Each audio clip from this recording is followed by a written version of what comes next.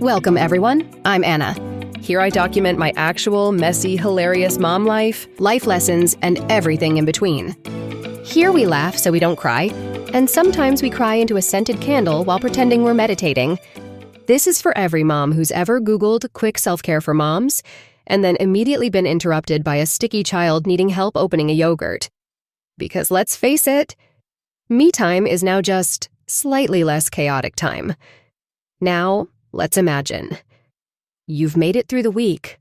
School runs, laundry mountains, that horrifyingly crusty corner of the minivan you're pretending not to see.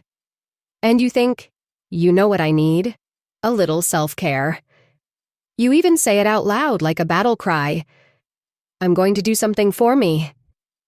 And then, well, here's what usually happens.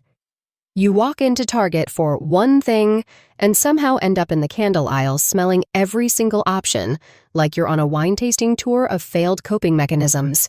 You pick the one called Eucalyptus Rain or Fresh Linen Dreams because it smells like a spa and emotional stability. You stand there with your cart, eyes slightly twitching, thinking, yes, this candle, this will heal me. You buy it. Along with 3 frozen pizzas, a throw blanket you didn't need, and goldfish crackers because they were on sale.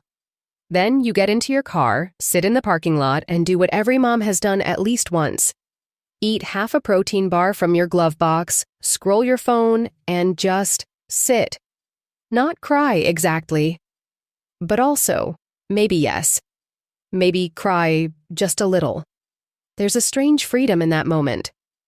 No one needs anything from you. Your brain goes quiet. You breathe.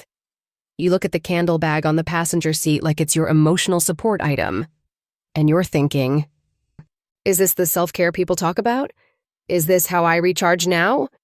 By loitering in the parking lot of a suburban retail chain. Yes it is. And somehow, it's both tragic and deeply satisfying. Because here's the thing. Self-care before kids was mani-pedis, brunch with mimosas, 9 hours of sleep, and getting to cry during a sad movie because you actually had time to feel things. Self-care after kids? It's remembering to drink water before 3 p.m. and washing your hair more than once a week. Maybe. You light that candle later, not in a bubble bath, oh no, in the kitchen, next to a pile of unwashed dishes while a child is yelling, "I need help wiping!" from the bathroom. The candle flickers bravely, like your last shred of patience. You sit, hoping for peace. And maybe a sign that you still exist as a person outside of snack duty. And then, of course, your brain starts. Not gently, not kindly, but with the subtlety of a marching band in your skull. We've all read those wellness blogs, haven't we? Wake up at 5 a.m. to journal, do yoga, drink lemon water. Girl, if I'm up at 5 a.m., it's because someone peed the bed or threw up spaghetti. Not because I'm trying to reach enlightenment with Downward Dog and a gratitude list. Also, real talk. Sometimes self-care is letting them watch 2 hours of cartoons while you drink coffee and stare into the void. And that is valid. That is powerful. That is motherhood. You know what else is self-care? Not volunteering for the bake sale.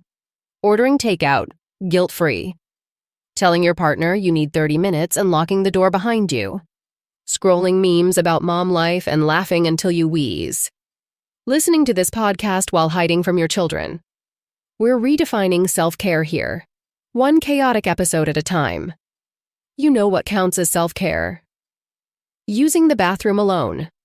Not sharing your fries. Finishing a hot drink while it's still hot. Saying no to baking 24 cupcakes for school because you simply cannot. Sitting in your parked car for 5 extra minutes after arriving home. Just breathing. We are not asking for the moon here. We are asking for uninterrupted snacks and occasional silence. Is that so much? And don't even get me started on the term self-soothing. I don't need my kids to self-soothe. I need to self-soothe. With Netflix, a brownie, and a blanket I don't have to share. So, to answer the question, is buying a candle and crying in your car enough? Yes. Yes, it is. Because sometimes that is the spa day. That is the release. That is the small rebellion that keeps you from completely losing your marbles. And to all the moms listening, you're doing great.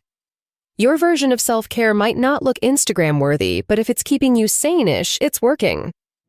Now go light that candle, even if it's next to a pile of laundry. You've earned it. Thanks for listening. See you next time.